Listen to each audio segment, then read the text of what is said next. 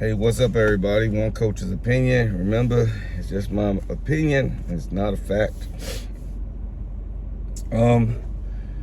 Let's talk about the phrase "iron sharpens iron." Okay, so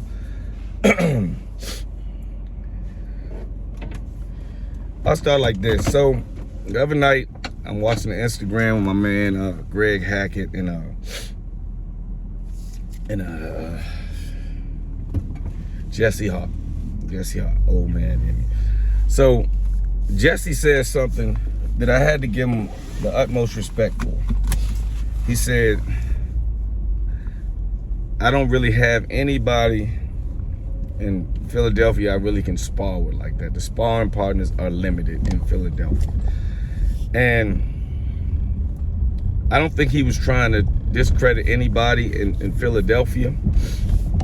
I think what he was trying to say was, and he did say it in the end, and it made a lot of sense, and I had to give him so much respect for saying, he said, most of the guys I spar let me get away with stuff that the guys I'm fighting won't.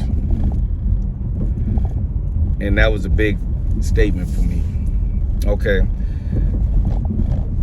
They say iron sharpens iron. So I go with my son, Alantez Fox. When he first started boxing, or turned pro, let's say that, 18 years old, his sparring partners were Lamont Peterson, Anthony Peterson, Dominique Wade, Fernando Guerrero.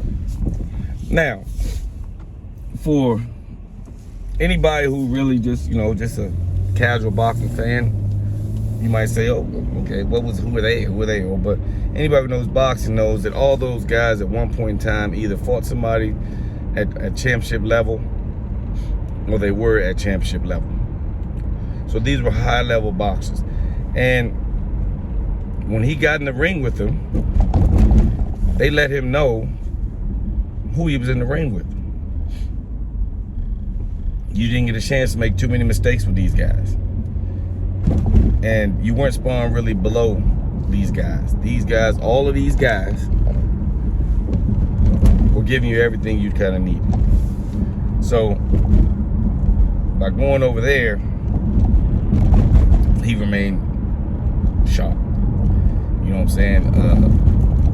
They made him pay for his mistakes. Did he make mistakes? Yes. Did he continue to make mistakes? Yes, but they weren't free mistakes. All the mistakes he made were paid for, and it gave him a chance to correct it. As time went on, his skills grew, and then you start, some of these guys retire, some of these guys quit, some of these guys, his size became a factor. But they kept him in check. Even like Adrian Broner, he sparred with Adrian Broner back in the day. You know what I'm saying? All these guys were at a higher level. All these guys would pick off his mistakes because they would learn. So I say this to say, what happens when you run out of guys like this? And it's gonna happen, So I'm not trying to say, oh, there's nobody in DC he can spar with, or the DMV. You still need, as your level increases, you need to spar with people on your level, or you need to make some type of adjustment sparring. Now, I don't know what a person can get. So say if you have a guy with 13 pro fights and you got a guy with 1. And they're kind of like on the same level. We're not talking about a guy that was a gold medal Olympian who's coming out with his first fight. We're talking about, say, a guy who started off like he started off, maybe a little bit later, because now he has 1 fight and you've been boxing a long time. To me, you have to find a way to challenge yourself. Otherwise, you're just going to get away with stuff that you can't get away with an inexperienced fighter. And I'm not sure what you'll get out the sparring. Like if you get in there and say you dump on him and he can't go 4 rounds with you, what did you really get out of the sparring session? Because you should probably be in better shape than this guy. You've been boxing for a long time. You should probably be have more experience than this guy. So to just beat him up for 2 rounds and let him know that he doesn't belong in there with you, if that was your goal, then fine. That's something personal. That's something somebody did that you didn't know about, or the coach didn't know about, and you just say, yeah, he was talking shit on Instagram or something. But even so, how does that help you? What if this guy said, man, I'll whoop anybody around here, and I've only been boxed for 6 months. He gets in the ring with you, and you demolish him in 2 rounds and put him in his place. How did that really help you? That's my thing. I mean, mentally or bragging, it helped you a lot. You can tell, yeah, I showed you what it is. You know what I'm saying? Now, if you do that and he comes back and say, man, look, man, I was wrong. And can we just work, man? You know, regular or something. You ain't got to do that. Then yeah, maybe your tactics work. But if you just, every time he comes over, you just beat him up in 2 rounds, is that really helping you? I mean, some people say, well, it might help your killer instincts. Maybe. If you put a poodle in with a pit bull and a pit bull kills it and tears it apart, only thing you taught that pit bull to do is kill. When he gets in there with another pit bull and he's on the same caliber, he's gonna have a little bit of trouble because you've been feeding them poodles. You know what I'm saying? I don't want to talk too much about that because now people be looking like, oh, what does this nigga know about dog fight? I'm just saying, using that as an example. You know what I'm saying? If iron sharpens iron, what do you do when you run out of iron to sharpen your iron? Because it's going to happen. Sometimes guys just, other coaches say, oh, well, I don't like that sparring anymore. It's too tough for my guy. Or, you know, some guys come into sparring and they might get, if they're in a championship level, they might have 2 or 3 guys at a novice level, and it kind of balances out. The challenge is, I'm about to go 12 rounds with 4 different guys, and they're going to be fresh. And even in that case, if you'll be challenging yourself more maybe if each of them does 4 straight, and by the time you get to the last one, you've done 8 rounds, and this guy comes in fresh and gives you 4 rounds. That might be a challenge. It'll even be a challenge if they alternate. It'll be more of a challenge if they alternate 1 round at a time, because now they're getting 2 round breaks. You know what I'm saying? And then they're coming in fresh. But it has to be some type of a challenge in order for you to move up on your level. That's my opinion. Now, I'm asking this, and I don't really have, I'm asking this to coaches, I'm asking this to boxers. How do you feel about it? You know, do you feel it? Because when I heard Jesse say it, I was like, yeah, that's some smart thinking. I mean, you know, he's not exactly saying there's bums in Philadelphia. He's saying that at my level, the guys I spar, I can get away with things that I can't get away with when I fight guys at my level. And it's hurting me. And I was kind of shocked to hear him say it, because a lot of fighters might not know it. You know, they're just fighters. They just want to get in there and beat up on guys, you know, and get the best of the situation. I mean, if you're still asking how many rounds you won in a sparring session, you might not understand sparring. Because if you're winning every single round, if you just like dominating a guy every single round, dominating, how's that really helping? Now, if this guy is pushing you and he comes over and every now and then he has a great day with you, you're like, man, I can't make no mistakes with this guy. You know what I'm saying? Even though I'm better than him, he keeps me on my toes. Even though I might have more experience, he keeps me on my toes. That's good sparring. That's proper sparring for you. That's sparring that you can get ahead, but it has to be something that you're doing to handicap yourself if you're on a higher experience level. Now, if you got some guy that's a phenom and he's about to turn pro, but this guy is extra sharp and he's been working with guys, he's not the average guy, then fine. That doesn't matter, but you'll find that out. But on an average, if a guy has 15 pro fights, and I mean, I ain't talking about some guy that, you know, just been some, you know, guy just, I'm talking about a guy, a nice skilled guy with 15 fights against a guy with no fights on one fight. You should be able to see the difference. At least I feel. I feel you should be able to see the difference in the level of these guys. And I even did this as when I had kids. If I had a kid that won national championships and he spawned a kid with 12 or 13 fights, and he goes over and smashes the kid, and I have kids that could chime in and tell you, yeah, that's how I went back in the day. I would say, what did we really get out of this? I knew you could beat this kid before we got here. Everybody here knew you could beat and dominate this kid before we even got here. So what did you really get out of going in there and thrashing this kid like you did?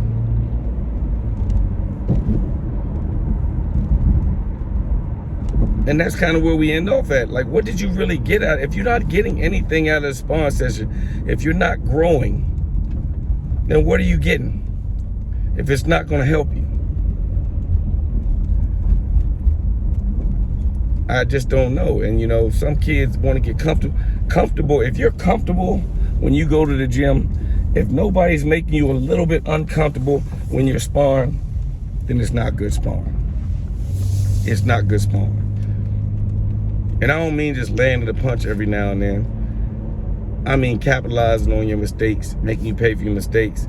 And so I got to start doing this. I got to start doing that. Or every time I stop, this kid punched me. Every time I think I can take a break on this guy comes in. That's good sparring. Sparring that pushes you. If not, maybe you got to run some miles. Like Roy Jones. When Roy Jones really said, I can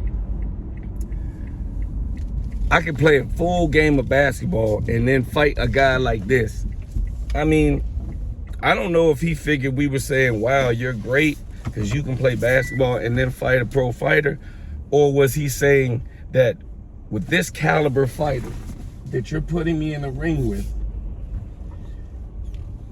I can go to the basketball court before I come to the fight and still beat this guy.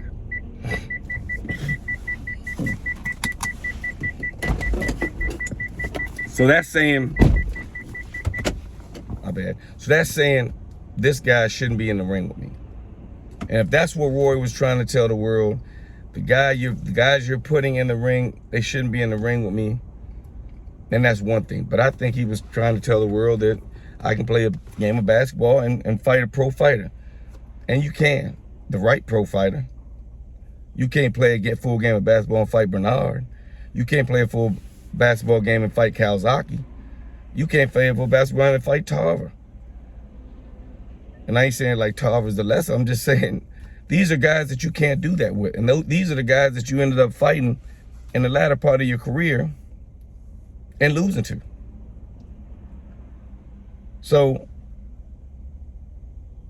that's something you might want to challenge. You know, I can go to basketball court and come in and spar a guy if that's what you want to do. If you really want to disrespect the sport like that, you can.